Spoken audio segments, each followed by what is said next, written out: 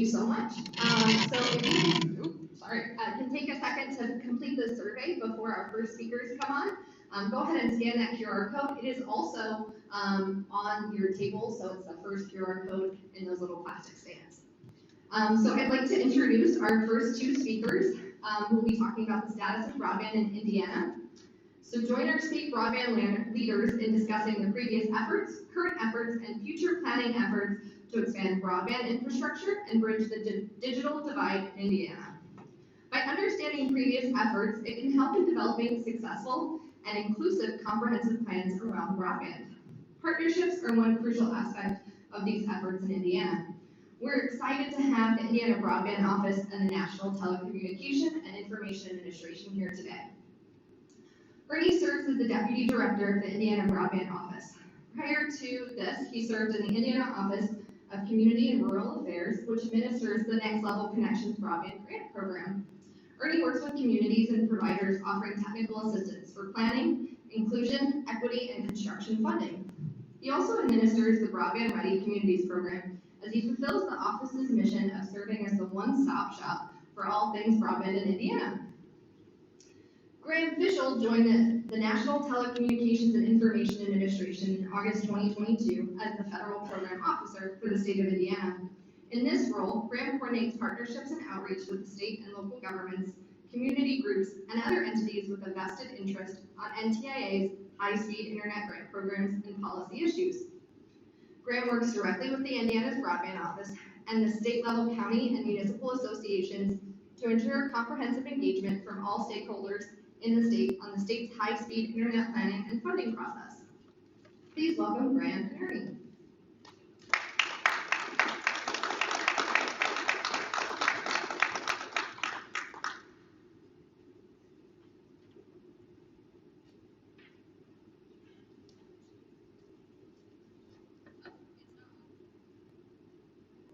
All right. Morning, everyone. Happy to be here today. Graham and I always like to know who's in the room and kind of who you represent. So I'm going to ask Corey to pass the microphone around real quick and do introductions. Just your name and what organization, agency, or company you're with.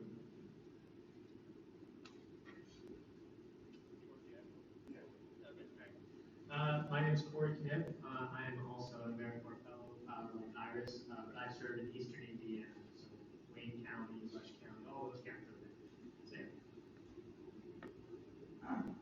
My name is Gary Thompson. I'm also an AmeriCorps service member. I'm in East Central Indiana, so I'm in the region right above him.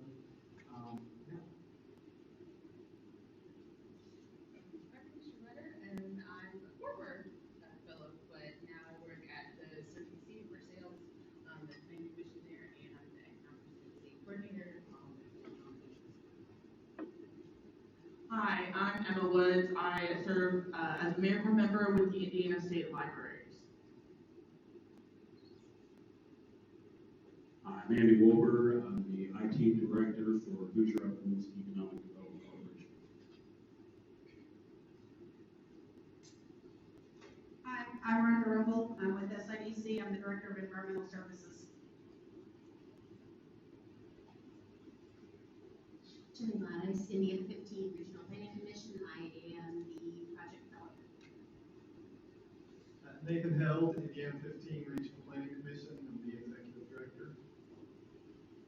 Jessica Condor, Indiana 15 Planning Commission, project assistant. Leah Hawkins, Indiana 15 Regional Planning Commission Resiliency Coordinator. Dave Rhodes, Mayor of the City of Washington. Hello, I'm Allie Johnston. I'm a regional director for United States Senator Todd Young. I'm Jessica Potts. I'm the executive director of Martin County Alliance for Economic Growth. Teresa Ray, Martin County Highways Secretary. I'm Bob Gruig with the Evansville Regional Economic Partnership. I am Maria Gerald, executive director of the Green County Economic Development Corporation. My name is Ariel Shelton, and I'm an admin assistant for Green County Economic Development. Hi, I'm Greg Jones. I'm the director of Southern Indiana Development Commission.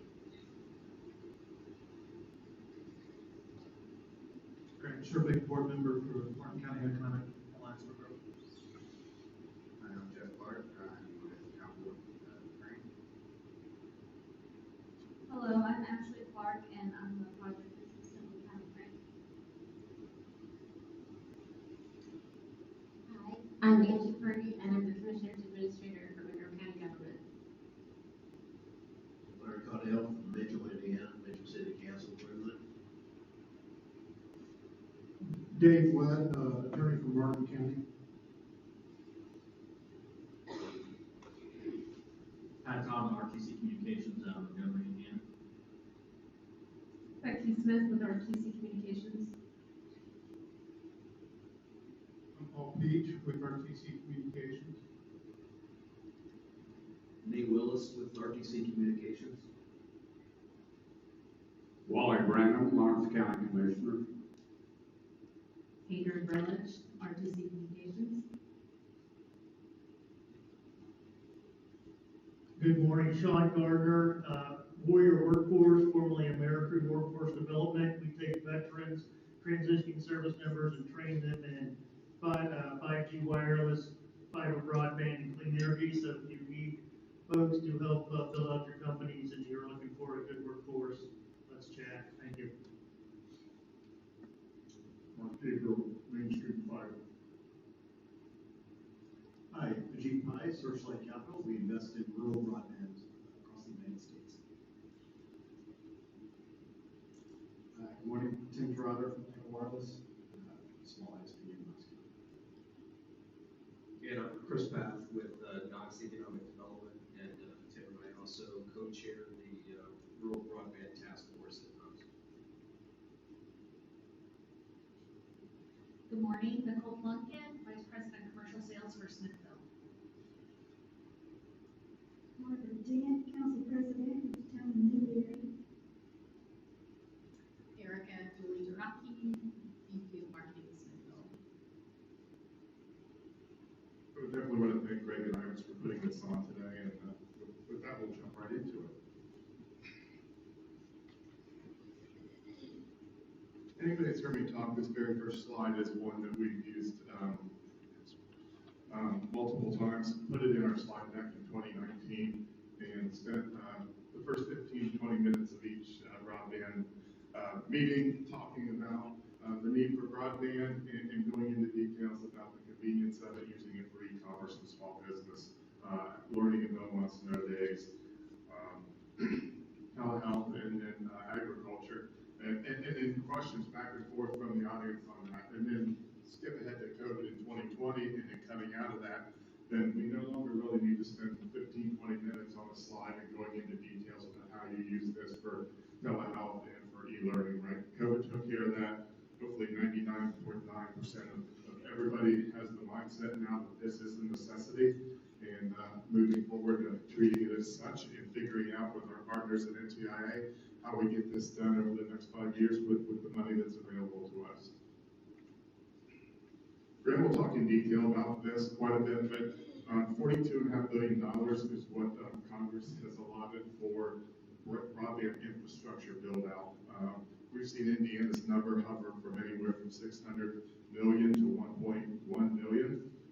We should find out in about 25 days, June 30th, NTIA will tell each state what their allocation will be, and then we really go to work on creating a plan for how to put together a quality state map so we can challenge addresses as unserved, underserved, or served, as well as what our new sub-grantee program will look like. So very exciting second half of this year on how we use our $600 million plus funds over the next couple of years.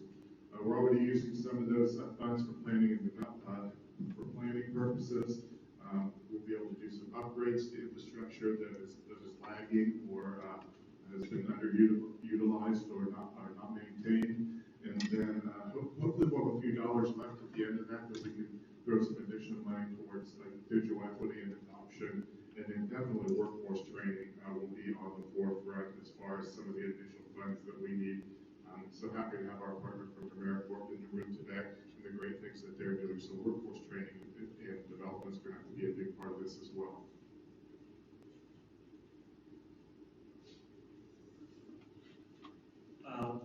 Good morning, everybody. My name is Graham Fishel, like Ira said. I work for the National Telecommunications and Information Administration, which is a mouthful. It's a division of the U.S. Department of Commerce. But even though I work for the U.S. Department of Commerce, I live right here in Indiana, and I'm pretty much just focused on Indiana's BEAD program. So by show of hands, who can tell, who's familiar with what BEAD is? All right. Okay. So BEAD is, like everything in DC, is a complicated acronym, but it's called Broadband Equity Access and Deployment Program. And that was funded by the Bipartisan Infrastructure Bill that passed in November of 2021. And so NTIA administers 4 broadband expansion programs from BIL, one of those, and the biggest one being BEAD. And the nice thing about BEAD is that each state and territory in the United States gets to come up with their own way and own plan on how they want to spend their BEAD dollars. Like Ernie mentioned, it's nearly a $50 billion program nationwide. Indiana is going to get a allocation of that $50 billion based off of the number of unserved and underserved locations in each state. Like Ernie said, we've done some back of the napkin calculations. We think we might get anywhere from about 700 or 600 million to about the low end to about $1 billion on the high end, just for broadband expansion here in Indiana. And on June 30th, we'll know exactly what that number is. So the allocation's just based off of unserved areas? Correct. Okay, so it's not, okay. And there are some other, this is the funding formula here. You can see it's based on the number of unserved locations in each eligible entity, which means a state. And there's some force multipliers there for very high cost areas, things like that. There might be some areas around here that could, because of the topography and other challenges to deployment, that might qualify for those areas. Still kind of working that out. I think a lot of those places are going to be out in Colorado or Alaska, where you got miles and miles and miles between houses and towns. So each state will get at least $100 million, but obviously, the folks in this room are not no stranger to this. There's a lot of unserved locations in Indiana, especially in southern Indiana. So I think we'll get a lot more than $100 million. I think we're going to get somewhere between, like I said, 600 million to about $1 billion because of this. So the unserved locations is going to be based off of the FCC broadband maps. I think there's going to be a mapping symposium later this afternoon, which would be great. But if you go to fcc.broadbandmap.gov, the FCC has been spending the last 2 years mapping out every single address in the United States of America and figuring out what is available at each single address. Before, we only had data to the census block level, so if one person in your census block had access to high-speed internet, then the entire census block was served. And in places out like this, the census blocks are pretty big, so that was not very useful in figuring out who is served and unserved. So the FCC has spent a lot of time trying to map out every single address, serviceable address in the United States. Because you're going to that level of detail, there's going to be some issues with that. And there are ways to challenge and improve that map. The FCC is updating that map every 6 months to make improvements to it, so it continues to get better and better and better. I think there's going to be some more information on the mapping process a little later today, which would be very useful. And every single individual can help improve that map to make sure that we're sending money and resources to the right places. This is kind of a timeline of where we are with the process, right? So you can see this is a long road. We are in the middle of 2023. The state is working on their 5-year plan. The 5-year plan, and I'll talk about this a little bit later, is really just a data collection exercise, right? So there's all sorts of different quantitative metrics that we look at as we put together the 5-year plan, and also trying to get some qualitative feedback. We're going around the state, talking to communities, things like that, to get some feedback. Because before we start, the states are putting together their initial proposal on how they want to spend this, $600 million to $1 billion. We want to make sure that we are starting with a level of knowledge so that we're utilizing these funds very wisely. So like I said, all these dollars are going to go through the state broadband offices so that they can create a plan that that's unique to solving connectivity issues in each state. Indiana is not Massachusetts, Rhode Island, Alaska, Colorado. Each state has different and unique barriers to connectivity, and so each state's in which is really nice. I think a lot of these big federal grant programs don't always have that flexibility. I think that's a really positive step for implementation here. So I talked about this a little bit, but the NTIA gave the state of Indiana $5 million back in November to start their 5-year plan, expand their broadband office, and start collecting data in order to move forward with the program. I know for a while there, Ernie was a one-man shop in the broadband office. So hopefully with these funds, we can fix that and give them a little help. And also, trying to do a lot of outreach and really staff up and add some technical assistance to the state broadband office so they can make the best plan that they possibly can. So their 5-year plan is going to be due in August 12th of this year. It's going to be a whole lot of data collection that they'll be using to make their initial proposal. Most generally, there are 3 goals of the BEAD program. The first is to connect every unserved Hoosier, and this is defined as anybody that currently has less than 25 over 3, which is not very much. The second goal is to connect unserved Hoosiers, so anybody that has a connection of less than 100 over 20.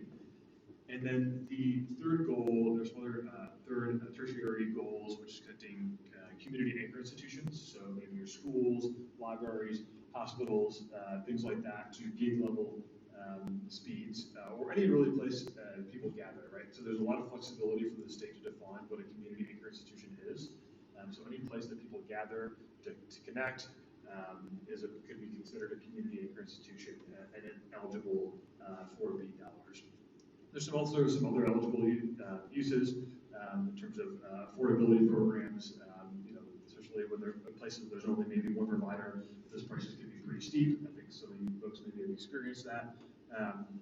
Workforce development, obviously we're going to build out about $600 million to $1 billion worth of infrastructure. We're going to need the workforce to build that out. There's a lot of different ISO programs going on at the same time.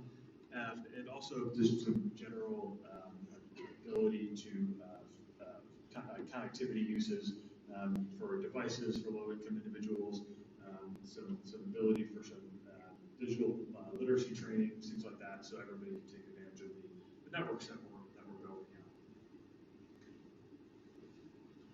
I think that there's going to be a lot more talk about this later today, but any provider that wants to participate in BEAD must also participate in what's known as the Affordable Connectivity Program. And the Affordable Connectivity Program is administered by the FCC, and for eligible individuals, cap the price of internet at $30 a month. And some providers go above and beyond this and offer a low-cost plan that when you marry that with the ACP program, the cost can come all the way down to 0. So it's a really important part of this is the affordability piece of that, because again, we're building out all this infrastructure. We want to make sure people can have the ability to access this infrastructure and these networks. So right now, what we're doing, and we're going to talk about this a little bit more, is we're in the middle of we're doing 18 stops across the state to get some of that qualitative feedback from community members like yourself, and we'd love to get some feedback today too if you guys are willing. And talking to folks, local leaders about some of the barriers to connectivity they're seeing in their areas and what the FCC maps look like in their areas and how, as the state's put together a 5-year plan, things that they should be taking into account, the state should be taking into account as they build out their proposals on how they want to spend their BEAD dollars. So we're in the middle of that. If you haven't checked out the Indiana Broadband Office website, I think all of our stops are on that website now. Within the next week, it'll be on our website, so check that out. I think we've done a lot in Southern Indiana already, but we'll be back doing these iterative process throughout the year. And I just gave you a lot of information really quickly. I'll stop. I'll give you my contact information here. I am having a 202 area code, but I don't know why they sent me a 202 phone number. I'll live here in Indiana. But if you guys have questions, comments, anything like that, please don't hesitate to reach out anytime. But I'll stop here real quick and see if anybody has any questions, because I'm sure that was a lot of information. Yes, sir. I'm curious. Or do you want to? You mentioned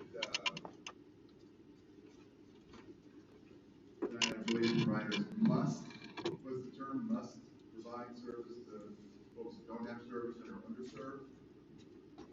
Is that a hard must?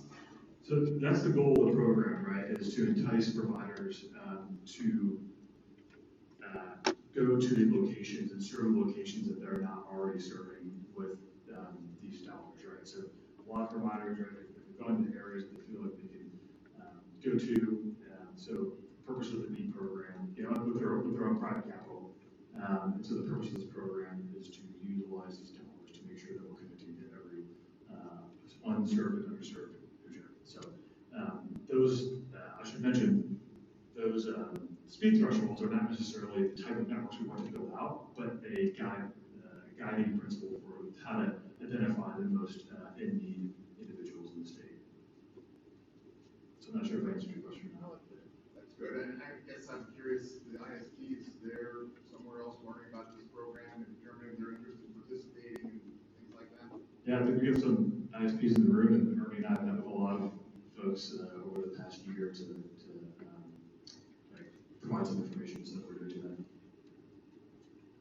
But if you know of any ISP that isn't aware, we're right now are always on the road, and so we'd be happy to go talk to anybody who wants more information.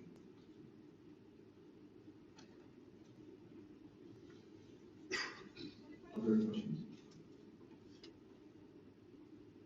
So ultimately, how do you see this coming down through the state of Indiana? Like with the funding, will you think the ISPs will be the ones that will be applying to the state of Indiana that has the BEAD funding? And then, you know, the best projects would be allocated the funds, or? Yeah, and Ernie can tell me to shut up if I'm talking too much, but I think how we envision is, you know, the state will probably identify some project areas and then have, you know, the ISPs bid on those areas that are full of unserved and underserved folks. But yeah, I mean, one of the reasons that they send a lot of this money through the states and then to the ISPs, right, is I think a lot of feedback that folks got from previous, especially COVID-related grant programs, that there's a lot of extra paperwork and compliance work on local governments. And I think the state ISPs are a little bit better positioned to handle some of those regulatory hurdles with their capacities. And the best way for local governments to get the word out that they need the funding is through the FCC mapping? Yeah, that's one way, and also just generally being in contact with the state broadband office and myself and getting feedback in that way. I think obviously, you know, the state's going to roll out some mapping software that they've made some investments in with the initial planning dollars that NTIA provided. And so we'll be looking for feedback in that way, and obviously anybody can improve the map by going to the FCC, going through the FCC broadband map challenge process, which is really important. But also just continue to communicate with broadband office about the needs in your individual communities. I think will be really important. I think also developing relationships with your local ISPs is also really helpful too. If you have a good partner as a community, we want to know that information and take that into account.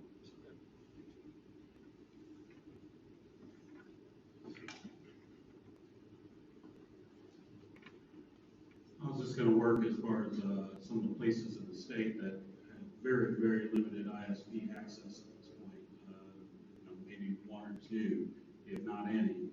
There's a couple of places down south of us that just don't have anything at this point. So how is the state going to address those problems where you don't have an ISP that's really good? Yeah, I think they're plugging into those places, right? I think, you know, some places that have 4 or 5 active ISPs they'll be vying for to go into an area with BEAD dollars, and in some places, you know, if there's not a existing active ISP, then you know we'll have to be enticing other outside ISPs to come in.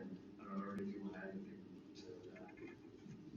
No, I think, just so you know, we're only halfway done through the presentation too, so you're gonna need to hear me talk a little bit more in a little while, but I think I'll address that when I talk a little bit further. So I thought, let me throw it back to Graham real quick so we can talk about the digital equity programs that NTIA has and the great work that Dr. Gallardo is doing at the Purdue Center for Regional Development.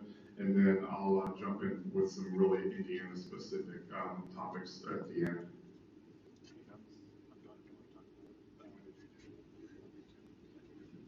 All right, I'm going to do digital equity. So I'm super excited that Melinda's coming next as she works with Dr. Gallardo on our digital equity plan. Griff Grimm talked extensively about BEAD, and for BEAD, we're using a consultant named Guidehouse, and they've done a great job for us so far. I think we are 8 stops of the 18 in, and we'll knock out 3 more this week. So some familiar faces in the room from last week when we were in Green, Pike, and Park County. So nice to see you folks again. We're not surprised. All of you folks wear many hats, and when you're passionate about something, you show up, and that's a testament to seeing those same faces over and over. So we really appreciate that. And we also appreciate our ISP partners, and I spent a fair amount of time down in Nashville with the mainstream team. I saw a lot of the wireless guys in Louisville a couple months back. I'd love to re-engage with Smithville. I know Jody Gold, my predecessor, did quite often, and RTC same way. So thank you for being here today and bringing large staffs in. And we know that you guys are the solution, and the real process is going to be we have to have the state bringing the funds from the federal government, but the locals and the ISPs working together to find those areas that are the real problem areas, and how do we subsidize at the state federal level that investment to those 3, 4, 5 homes that are kind of out there at the end of some of the more low-hanging fruit that we've already taken care of. So with the BEAD program, Digital Equity, Dr. Gallardo, Purdue Center for Regional Development, they have 1 year to help us put our state digital equity plan together. With that will unlock additional monies for the state to then implement their digital equity plan.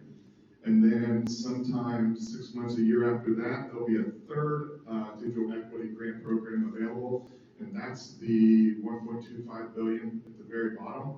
And that will be a competitive grant program for non-states. So the organizations that you represent would then be eligible to compete in that last round of funding to implement local digital equity efforts. But we think we're going to get $20–25 million as a state to implement our state digital equity plan. We're putting the bare bones framework of that together with our broadband task force and through key stakeholder interviews, and then a sample survey that we had Indiana University do, and we got some great data that Melinda will talk about in our next session. So we're very excited to have Purdue. When we travel across the country, everyone knows Dr. Roberto Gallardo and his team at Purdue, and then the work that the Purdue Digital Fellows have done here have made some real differences in those planning organizations that they've been placed into. So we're super excited about what the state has going on with Dr. Gallardo. So after we write the bare bones plan, we're going to then do local engagement again into the communities for digital equity. So as we're doing it now for the BEAD program, we'll do it again for digital equity. It'll be a shortened trip. So Purdue's planning to use the OKRA 6 community liaison districts. OKRA Office of Community Rural Affairs that runs the Next Level Connections funding program currently. So they'll meet in 6 different locations over a 3 or 4 week period. So stay tuned for that. I think that's scheduled for mid-July through mid-August timeframe. Still very important for us to talk about this. We've already talked about the FCC maps a little bit, but a year and a half, 2 years ago, Indiana Farm Bureau with some of their partners, Cook Medical, the Realtors Association, 2 of our regional planning organizations, Duke Energy, several others, pooled some money together to do an Indiana speed test. And we have about 50,000 dots on our Indiana speed test map, which when I travel to federal events and I talk to some of my state broadband office colleagues, they're very impressed with that number and that effort that we've made, but it's still not enough. So moving forward, we're going to have a new push for the Indiana speed test. Over the next couple of weeks, we're going to swap out the link that we give you, that all of the pages that have promoted this will promote our 2.0 speed test. So users will not know any difference. You'll just be taken to a different landing page you'll be taken from the Farm Bureau landing page to a different mapping platform. But with that being said, we're very excited about what that mapping platform can do. Grant mentioned just briefly. While the speed test is happening, and it will do 3 speed tests simultaneously or one after the other. Google speed test, MLab speed test, and then the mapping platform is called Ready.net, and then it will be Ready's own internal speed test. While that's happening, the user will take a quick survey, and this goes to having a defensible speed test where we can document this, not only the speed that the household is receiving, but also the situations that are occurring in that household. So how many users are using the internet in your home while you're taking the speed test? Click a box. Do you feel like your router is located in a location where you're getting good connectivity, or is where the router is located affecting the speed that you're going to show? A yes or no, or a true or false box. What level of plan do you subscribe to? We know gig service is available, but the resident chooses to only have a 100 meg down service to save a few dollars each month, and that may show up as a underserved home, but it's not because the user has chosen a different price plan. We can capture that and we can document that for future FCC map discussions. So with that new platform that we're developing, the existing platform of the 50,000 dots on the Indiana Farm Bureau map, the FCC map gets better with each update every 6 months. We feel like we're going to be in a very good place to put together a state challenge process, have our own map that shows served and underserved, and then really ask for community feedback on where our map is wrong before we start dispensing these BEAD dollars in 2024. Green mentioned Affordable Connectivity Program, the $30 a month program. We ask that you continue to keep pushing that, but a second ask is that you escalate the ask to our federal partners, and we need to have this fund restocked with some additional billions of dollars. Statistics show that ACP is a bipartisan issue. Red counties and blue counties across the country subscribe at almost the exact same percentage. So the use cases there, no matter the political affiliation. We need our federal legislators to come up with a way to budget some money to restock this fund, because we're pushing it so much, it's helping so many communities, and it's going to run out at this time next year. So before we even really have any BEAD funds hitting the market, this program could be over before it can aid in those additional houses. So please do anything you can to highlight the value of this, and to see that we can get some more funds at the federal level for it. Other topics, mentioned the State Next Level Connections program. Round 4 is pending announcement sometime, Oprah tells me this summer. I'm hoping early summer, but that remains to be seen right now. We used the CPF dollars, Capital Projects Fund. There was some COVID relief dollars from the U.S. Treasury to put $250 million into our Next Level Connections program. So we used a good chunk of that in MLC round 3, I think about $175 million. About 50,000 households will be served with those dollars once the construction is completed. So we have 25 million left of the capital projects money to spend, and then we still have some additional allocation from our state legislators from the previous budget session. So we anticipate round 4 to be about a $80 million round of funding. So I think somewhere between 15 and 20 applications at up to $5 million each. And then any that aren't funded, we'll have those right on the top of our stack for when we start the BEAD funding process sometime in early 2024, we're hoping. Already talked about FCC maps, local engagement. I mentioned where we were last week. This week we're going to be in Blackford County, Allen County, and tonight in Wabash County. We're putting together a landing page that should be ready anytime. It will be on the Indiana Broadband Office website. And that's going to have the slide deck. We use the same slide deck at every event. We only change out the title slide for where we are. So we're going to have that on our landing page. We're going to have the QR code survey, which may be the same one you took today, but you can definitely then push that out. And then any remaining stops. And then we'll continue to use that landing page for local engagement as we work on our state map challenge process, and then our sub-grantee program and what exactly it looks like for BEAD. An example of that, when we have next level connections already, and it's been a great program since 2019, I think. It's a shotgun approach. When we tell our ISP partners, send us your applications, qualified areas, we'll fund those with MLC dollars, and we know you'll go build out to those areas.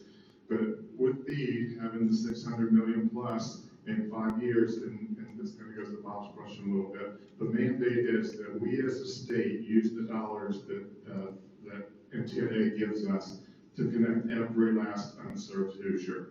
So no matter what that costs, we need to figure out as a state, with the help of our local partners and our ISP partners, how we get that done. So we know that the expectation right now is a priority for fiber.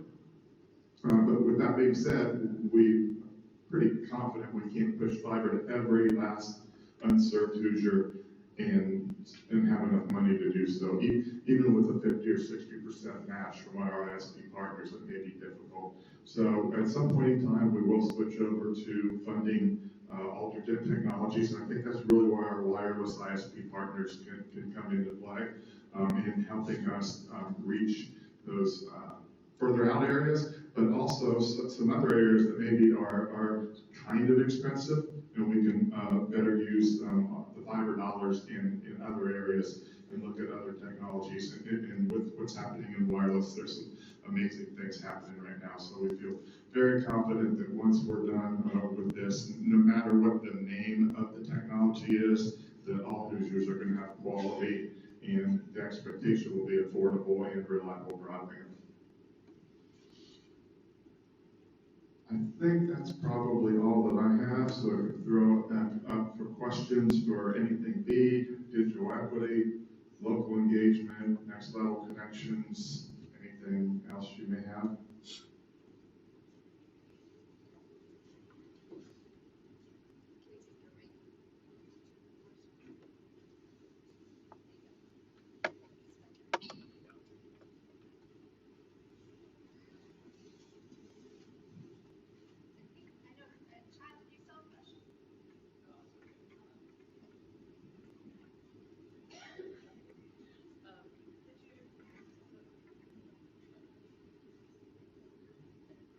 Okay. The speed test, sorry. So the platform I know is changing, so the map is not currently down. I'm sorry, could you just go over again real quickly some of the features that are on the new platform that's coming once Farm Bill works out and the state works out that? Sure, so our new mapping platform is called ready.net. You can also search under broadband.money to find some of the capabilities. We're quite fascinated with this platform that we've invested in. It shows us a lot of middle mile fiber. It shows us anchor institutions. It shows us businesses. It overlays the FCC map at the location fabric level, the address level, with those speeds that are on the FCC map.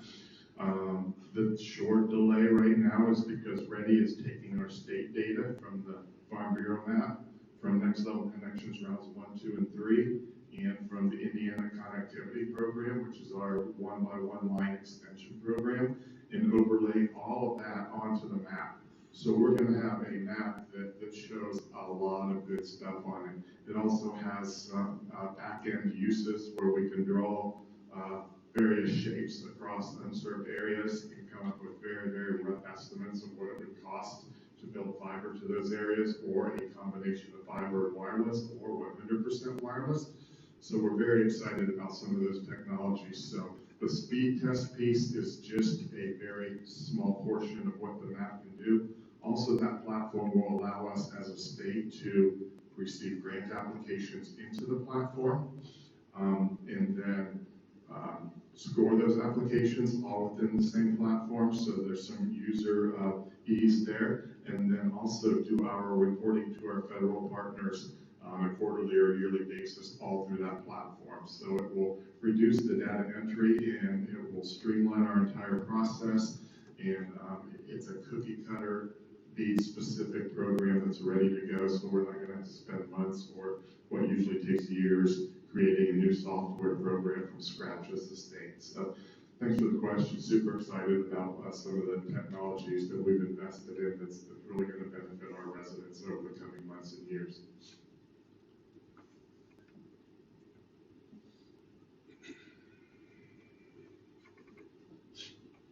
I'm the guy that asks too many questions. Okay. Are satellites, if you're a resident and you're only able to be provided service, internet service through satellite systems, are you considered covered or are you considered uncovered? You would be considered unserved from the BEAD standpoint. I think that through other previous federal programs, the reliability hasn't quite been there. So when they wrote the law and guidelines for BEAD, satellite was not considered reliable. So for BEAD purposes, you would be considered unserved for satellite or unlicensed wireless.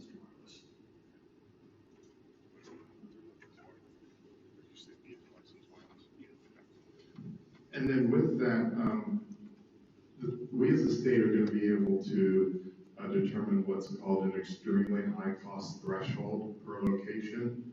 So we can tell NTIA a dollar amount per location or a methodology of how we're going to determine that on where we switch off from fiber to other technologies. So our quality wireless partners are going to be the top of the list for that. But NTIA even recognizes that there may be some areas that are the remotest of the remote where there's no technology right now available that will address that at a reasonable dollar amount for that particular passing. And they're going to allow us those few exemptions in that case to look at some form of another technology like a satellite technology. So those are in that 0.05% of the house of the locations across Indiana. But we're looking to, for eligibility purposes, it needs to be a fiber or a fixed wireless licensed or combo licensed and unlicensed. Great question, Tom. I was curious about just a little bit more color on the Digital Equity Act. I mean, equity is an important consideration. Is it simply subsidies for folks that might not be able to afford, or is there more to the equity equation? I'll answer your question and you're going to add more color to it, but there's a lot. I think there's a lot more to that. NTIA gave the state just under $1 million to put together the digital equity plan for the state, and that's ongoing right now. Those efforts are ongoing. And like Bernie said, the state has contracted with the Purdue Center for Regional Development to help with those efforts. But I think it's a lot more than just devices and affordability for low-income folks. There's a lot of digital skills, digital literacy is a big part of that, I believe. Just general training on that front. So there's a lot more of that. We're kind of in the middle of getting feedback on what is important to folks and what people find other barriers to digital equity. So there are some things that we start off with as assumptions that we think are important, but we're also finding out more and more. That's been really helpful as we kind of built out, as Purdue is kind of building out this plan on some barriers to folks. So those are some of the things that we're kind of looking at right now. So Ernie, if you want to add color to that. Thanks. There's 8 covered populations for digital equity, and I should have all 8 memorized, but I don't. Incarcerated or families of incarcerated, disability, aging, rural, and several others. So we're expected within the state plan to address all 8 of those covered populations with a solution. But as we had that survey going out with Indiana University, what the responses showed us was in all 8 of those covered populations, I think we gave them 6 or 7 different criteria on what they feel their barrier is for internet. And the cost of internet and the cost cost of a device were in the top 3 in all 8 of those covered populations. So I guess it was a little bit of a surprise, but not really. But other things to consider, you know, as Graham mentioned, we have to have folks in the community that are willing and able to teach, and that they're trusted digital navigators in an environment that that individual feels comfortable in. So be that, you know, adding staff to a local library, where that resident of that town or community feels comfortable going to the library and sitting in a cubicle off in the corner and learning some basics. It could be how to set up a Gmail account, or how to do a Google search, or even, I remember when my 80-year-old grandma was first learning to use the mouse, and she couldn't figure out how her hand was moving like this, but the mouse on the screen was moving like this. So I mean, those types of teachers and trusted individuals to help bring all of our residents up. So that's another piece of it. The affordability of the device and the access to devices, you know, it is important as well.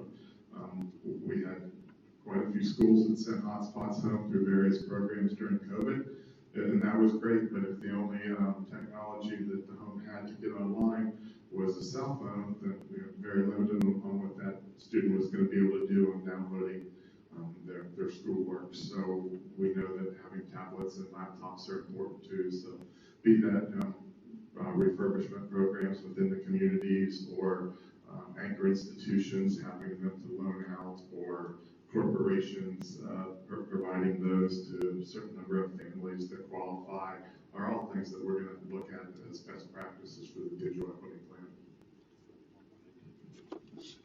And I would just say, I think Melinda from PCRD is the next presentation, so it's a great segue into that presentation. And you know, kind of she can give an update on the efforts that they've gone through the past 6 or so months.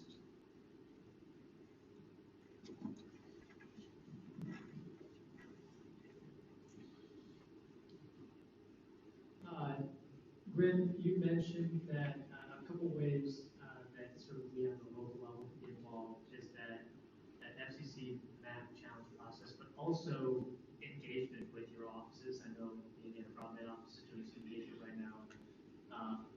What so far have you seen, or what do you want to see in the future for local engagement? You know, what can we do on the ground level that makes your job easier, that maybe gets more funds into our communities? So what kind of role can we play in this sort of national movement here? So I feel like Indiana Broadband Office puts out a lot of pretty good content, LinkedIn, Facebook, Twitter, on our website, monthly newsletter. But I also know that that only reaches you folks, because you know who we are, and you've taken the time to subscribe and read. So what could really use is just filtering our information that we're already creating at the Indiana Broadband Office, and what NTIA has done on their Internet for All site, and getting that out to your stakeholders locally through your mechanisms that you have in place. So someone may not subscribe to the Indiana Broadband Office Facebook page, but they may subscribe to the Mainstream 5 page, or the Region 15 page, or your own personal LinkedIn. So that's where we can really use some help on everything that we're doing at the state and federal level, is getting it out to your residents, no matter what that method would be. I'm going to put a plug in too. You can talk about what local communities can do, and if you haven't already, I'm plugging, and Ernie and his office have done a great job on, you know, outlining, you know, some steps to success that any community can take. And it's been interesting as I've talked to my colleagues in other states. You know, other states are kind of are copying and utilizing those types of steps in their own. There's those. I'm sorry, not on copy. Those steps to success in their states, and it's been kind of a national model. So I would check that out after local government. Some things you can do to be prepared for these BEAD dollars to come down.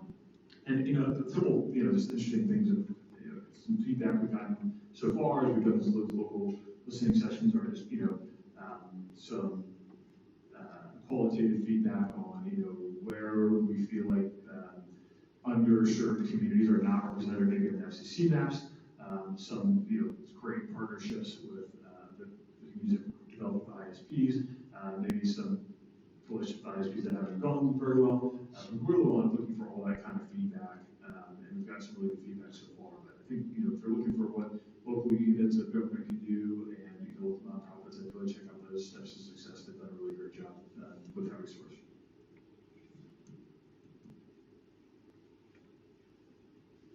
So as you know, of course, with especially like planning commissions, some of our areas that we represent, a good portion of it is rural, and with that means limited resources even for the local governments. And I remember like in one of my counties in the Circle C region, there was even just some.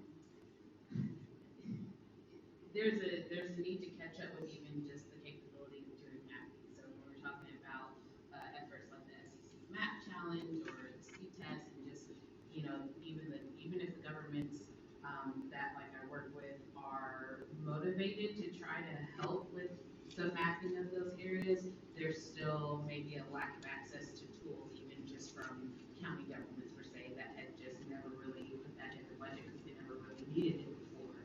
So I guess my question would be, are there any tools or resources for those kind of governments to access at like free for government or a low price, or just something to kind of, what options could I maybe make them aware of to help them even just get caught up with that technology in order to best maximize these kind of opportunities, because that is another barrier for them. Yeah, I think that one of those important things in the state is making the investment in the mapping software that Ernie's talked about before, because, we really don't want, counties have to invest in their own mapping technologies, and it's an undue burden on local governments. And so that resource is going to be available to anybody. So I think, I don't know if I'm answering your question or not, but, we really don't want folks to feel like they have to reinvent the wheel in that way, and the state's going to utilize some of the dollars that the TIA is giving the state to make those resources available to anyone that wants to access them. I think that's great. We're not asking local stakeholders to become GIS experts. I don't think I know what GIS stands for. But with that, escalate those areas that are unserved or underserved in your communities to us. And I don't care if that's a map of the county where you've drawn circles, or ideally along county roads, and you tell us, no matter what any map says, my residents tell me that on County Road 100 East, all the way down to 400 East, there's no service, and please flag this at the state level as a need for investment. We will take those anecdotal stories and build them into our project management platform and software, and make sure that we do everything we can to document those as unserved. Because the first thing I'm going to do is look at the FCC map and see what it says. And probably the second thing is that there's some ISPs that claim service to that area. The Indiana Broadband Office will reach out to them for a meeting. But then also we'll look at the software that we're investing in and the Farm Bureau speed test to see what they say. So we want to build our state map the best we can, and to put that out with anecdotal information from you at the local level. That's all we need. That's it. So we need to try to paint this as not a heavy lift, but a simple email, or take a picture of a map where you've drawn lines, or type out these 3 county roads, with the border east, west, north, and south.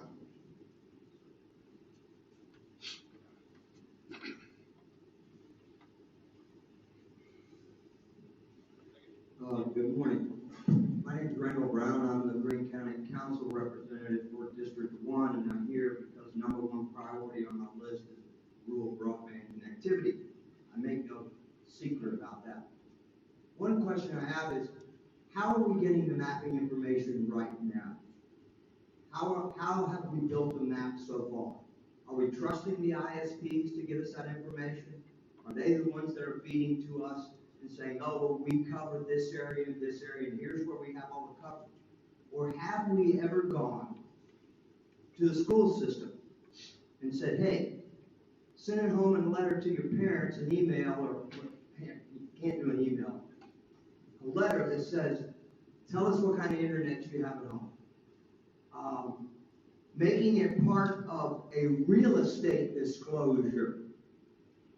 Now that's going to upset a lot of people, but it's going to bring a lot of heat to an issue, because if I have to disclose on my real estate sale what kind of internet I have, and it ain't good, and you back out of the sale because I ain't living where I can't get no connectivity, you're going to get a bunch of mad people, and then they'll backfeed that to a system that might be able to fix it. I mean, I have all kinds of ideas. We can survey our employees, we can survey our schools, we can survey a lot of people that have exact notices. People have homeowners insurance. I don't know, but there's got to be a way, because ISP providers, they're going to tell us what they want us to do. They're not going to tell us that these 5 people on this list, and you want anecdotal issues. I brought a list. Can't count. 6 people say horrible stuff about the internet. They say how their neighbor has it. It stops at the corner, but they can't get it. They say how nobody comes down this road. They're on some sort of either HughesNet or Direct or Dish TV. They say how that some recent provider laid fiber all the way down our county road, but can we get to it? No. That they say things like, when I called AT&T, they told me, shut up, just be satisfied it goes as far as it does. It's not going to get any better. So that's where I'm at. How are we getting the mapping today? Is it a true? I know it would be very cumbersome, house by house by house. Where does it go? Let's go to the utility companies. Have them survey it. They have electricity, there's a provider. Who's your provider? REMC co-op out here? Great, we need to know. Do you have internet? Evidently not, because you never pay your bill on time online. Okay. Anyway, I'm worried about the mapping part. I'm satisfied. I've looked at the maps. We got a pretty good idea, but we're missing all the way back down these county roads in the areas where people live in hollers and hills that need internet to have a school child. We sent them home with a device. You said devices was an issue. Every school child, when they went home for COVID, took a Google Chromebook out of Bloomfield School District with them. It wasn't the device was the issue. It was that we don't have internet. So we just set that child back. You can drive from home into the school and use our Wi-Fi in our parking lot. What? No, I'm a single mom. I have to work. I ain't driving anywhere.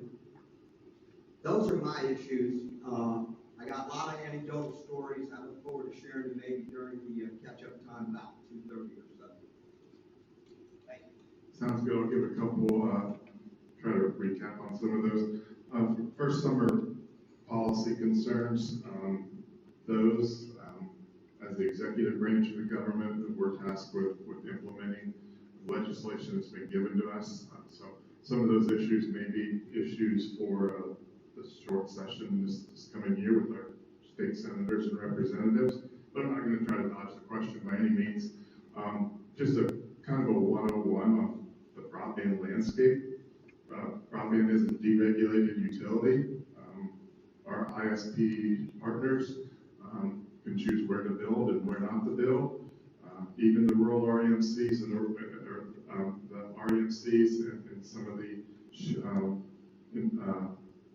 local owned telcos, they still have to break even each month or each year, so they can only go so far with their technologies. But our larger partners with AT&T and Comcast and Charter Spectrum and Frontier and many others, they answer to their shareholders.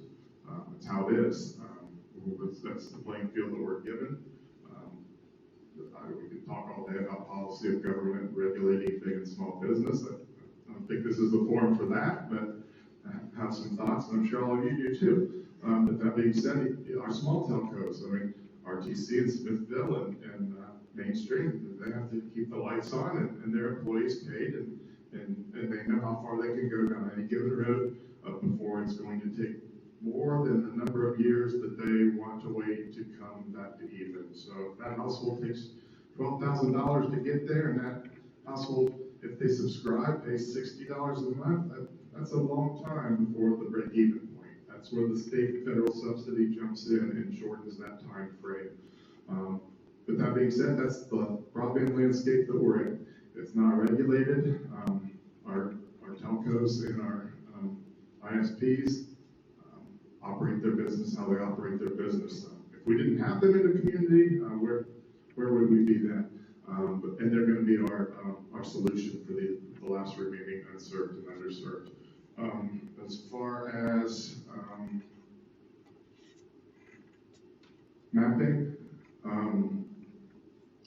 the Broadband Data Act, I think it was clear back in 2019, maybe 18. That is the act of U.S. Congress that was used to build out these first two versions of the new FCC map. So that was pre-COVID legislation, that was pre-BEAD legislation, and initially that was unfunded legislation. So finally, with some of the COVID relief dollars, Congress funded the updates to the FCC map. So that happened about a year ago on version 1, and a couple weeks ago on version 2, and we'll get another one in November, I think. Yep. November will be version 3. The language from that Broadband Data Act said to build a map at the FCC level of the highest marketed broadband to the area. So very vague interpretation of what that means. ISP says that they serve at a speed of XYZ on this particular address, and that's what they send to the FCC. No system of checks and balances to that at the FCC level. The system of checks and balances is that we're told, state broadband offices, you lead the charge to challenge this map. Keeping in mind this is legislation that was written pre-BEAD and pre-COVID. We don't have any resources to do that, so we'll do the best we can. At the state level, you as locals, the same thing. You're charged with proving the FCC map wrong. What resources do you have? How much time have you spent on it? Or did you even know you were supposed to do that?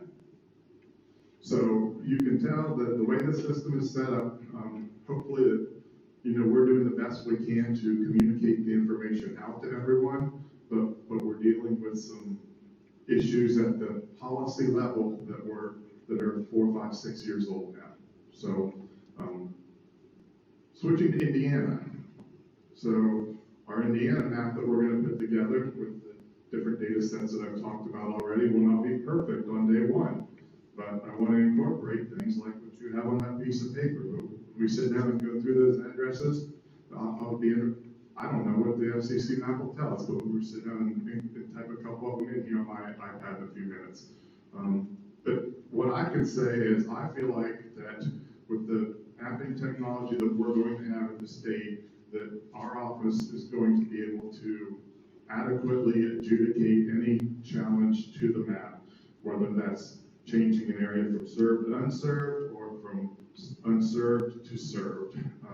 Because if we don't have the answer right away, then we're going to call you in Greene County, and we're going to call the commissioner in Lawrence County over here, and we're going to ask, does this make sense? We've got 3 different data sets. This is what it's saying. If you don't know, can you get back to me in 3 days on that? That's how we're going to solve this at Indiana level. I don't know any other way, because we're way behind the 8 ball on how the process is set up. We've got 49 other states that echo the same thing as I'm saying right now every time we get together, which NTIA brings us together twice a year. Sometime in August, 49 states are sending their representatives to downtown Indianapolis. We're going to have a conference of state broadband leaders. And then next winter, we'll be in DC doing the same thing. And we talk all the time as state broadband leaders on Google Groups. And NTIA convenes us 3, 4 times a month. So we're all dealing with the same thing. Language is difficult, but I feel confident that we're gonna put a good Indiana map out there come New Year's.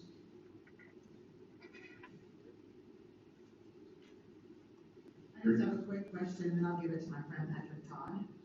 I'm Cindy Barber, I'm with Purdue Extension, I work in community development. I'm not familiar with ACP, but I'm curious to know its prevalence in our region, and then how the word is getting out to families who may need it. We've got offices in every county, and we certainly would be happy to push that information out, but I'm not even familiar with how often it's used, or if it's available in this region. Sure, I know ACP is available anywhere in the country. It starts with a resident expressing their need to the FCC, and there's a process there to be approved. Free school lunch, SNAP recipients, Pell Grant in the household, 200% of poverty level. So it's an income-based program, so everyone's eligible. Any ISP that participates in Next Level Connections expected to be a part of it, and all ISPs that participate in BEAD are expected to be a part of it. But there again, the language is written before the program. If the money runs out next May, it doesn't matter that when we build out 2 years with BEAD funds, they need to participate in ACP if ACP doesn't exist. But I think some of the Indiana specific statistics, Melinda probably can cover a little bit in her talk, I'm hoping. So I guess my other push out there would be, we also have family nutrition program associates who are SNAP Ed funded, who see SNAP eligible, underserved clients all the time. So great opportunities to educate, because in an digital inclusion challenge, I don't know that those folks are gonna be asking for it unless they know about it. So we're happy to collaborate in any way that we can, but again, in every county that's available, and certainly we'd love to partner with our community organizations, and are grateful to be here today. Already did a nice job answering that question. The only thing I would add is, I think that, I think that ACP can definitely be marketed a little bit better. I think the FCC recognizes that. They even awarded some grants to some community organizations, I think 3 here in Indiana, to help raise awareness. I think SIRPC was one of those recipients. So I think that they're definitely well aware that they could be doing a little more. Those efforts are underway right now. It is a great resource, and I think it's definitely under utilized at the moment, because there's a lot of concern though. Like I already said, that those funds will run out at this time next year without another act of Congress, unfortunately. So thank you for bringing that up, and I know Melinda's got a lot of great data on that, so I'll leave it to her. Just quickly on BEAD, if ACP goes away, is BEAD delayed? No, that won't be delayed. Obviously, it'll be disappointing because that's a big part of the affordability piece. I know that the state, I don't know if I'm getting too ahead of myself here, but I know the state has some contingency plans if ACP were to not be renewed at the federal level. Maybe there's some state dollars or even using some of the BEAD dollars to supplant BEAD at the state level. So there's some contingency plans in that regard, but that will not affect the build out of the infrastructure. But certainly that would be a hindrance on the affordability piece that we're concerned about, and try to make plan B and plan C for that scenario. Great question. Yeah, I think what the notice of funding opportunity calls out for is it talks about the ACP, but then also that the state has a definition in our state plan of what affordability is. It makes it so much simpler if ACP exists, and we point to that as our state affordability plan. If ACP goes away, then we have to go through that hurdle in Indiana defining affordability. And I'm not sure exactly how we would tackle that, so there would need to be a lot of input, and that could vary region to region as well as what affordable service is. So with ACP, that helps us out a lot on some of the work that we may have to do in our state plan. Maybe I had, and sorry, I couldn't remember the gentleman's name that asked about the mapping and from the ISP side of things, but there's been a few other comments since, but I did want to add real quick, from the ISP point of view for the mapping and accuracy, the short version is in the old days, that was a big problem. ISPs would overstate what their, particularly some larger ones, I'm looking at AT&T, Frontier, and so on, they would overstate their coverage, and that would eliminate funding opportunities for a lot of other players. The new mapping, it was quite a large burden for ISPs to figure this out, take it over. Every address has to be specifically addressed. We have to say what we can provide in those areas. If we are, I'm sorry, I was thinking specifically of a couple of examples. They were really good ones, and I just lost them. But we actually have to, we're required to submit on a per address basis what services we can provide with what addresses. And the verification for that, it's tough for us to overstate that. There's a challenge process where other ISPs can come in and say, hey, you know what? I don't think that ISP can do it at that address, and I can, so it should be excluded and so on. But there's also it's almost like a crowdfunding type thing. So members of the public can just go look at the map, look up their address, and see which ISPs are saying they can offer certain speeds at that exact address, not down the corner, but that exact address. And they can look at it and say whether they think that is accurate or not, and whether those ISPs really can get service at that address. So if we do, as ISPs, if we do overstate our coverage areas, and we get a lot of challenges on those, then we actually get fined for that too. So I think it's something horrible, like $3,000 per incident if we get more than a certain number of complaints. So they really, really, really crack down on the accuracy of that reporting. The other thing that we've done in Knox County is whenever we've tried to encourage our local ISPs to do it as well, but we've done marketing campaigns, we've done Facebook stuff, we've talked to RMCs, we've talked to our water department, we've talked to all these groups, so that when we send out bills, whether it's ISPs or utility bills or whatever, all of them include information through the Affordable Connectivity Program. For some of those, and specifically, the gentleman was saying, it's too far down the street and the ISP's not there yet. Indiana has another program, the ICP, Indiana Connectivity Program, which provides $4,000, $44,000, $4,800, and then collectively, if they're within an area, up to like $25,000. We've taken advantage of that, and that is specifically to build out to those areas where it's not really feasible. And it helps. I mean, it really does. It may not be fiber, but it gets 100 over 20. But we went to a lot of effort to really push those links. We have little cards made up. Every freaking person that we sign up, or anyone that calls in for a lead, anything at all, we're pushing, all of these state programs and federal programs, because it is kind of a layered thing to get it done. Typically, one program won't necessarily do all of it. But there have been, in the last 2 years, you'll talk to a lot of people and they'll say it's a disaster and it doesn't work and everything. The programs that have been in the last few years have really, it's a huge improvement, huge from what we had before. And for the most part, there are plenty of mechanisms to stop unscrupulous ISPs from overstating their coverage. That's good. Yeah, I appreciate those comments because I think I probably painted like a worst case scenario, doomsday sort of a scenario when I was explaining what the minimal expectation on the front end of the ISPs are. So we do in Indiana feel really confident about the majority of our ISP partners and how they turn in the data, but not 100% by any means. And there's some areas that are just going to be wrong, and that challenge process really does work. You can do a challenge of the location of your home on your county road, or you're in your cul-de-sac, and you can do a challenge on the service that's provided.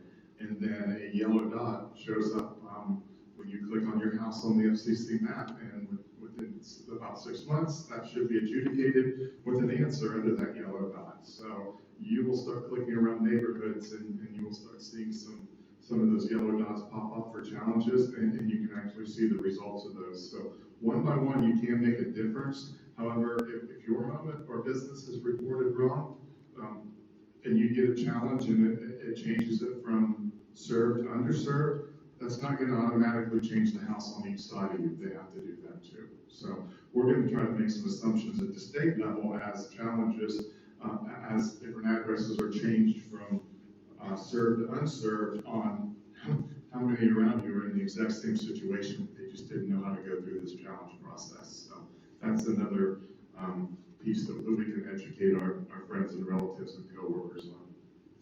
Hey, Ernie, I forgot, there was one thing I was gonna say real quick, and that was, the importance of the education for the public side of things. And the big thing was, the public can challenge coverage areas for ISPs.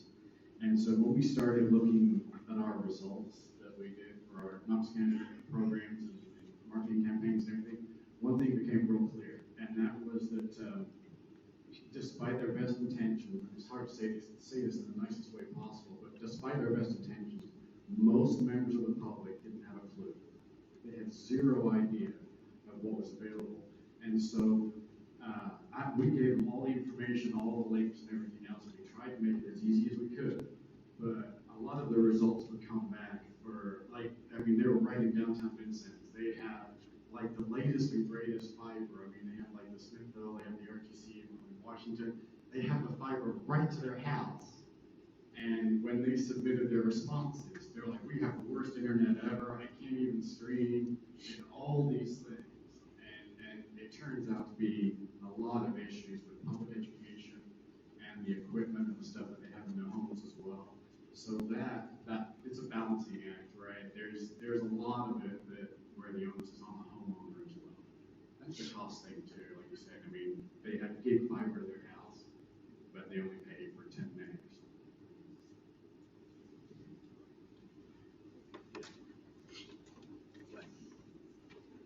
We're real close on time. Any other further questions that someone might have? Okay, don't be around for a little bit more. Iris, do you want to take like a 5-minute quick break and then we'll get Melinda set up and we're good to go. Okay. Thank you. Thank you both. Round of applause for the speakers here. For Indiana.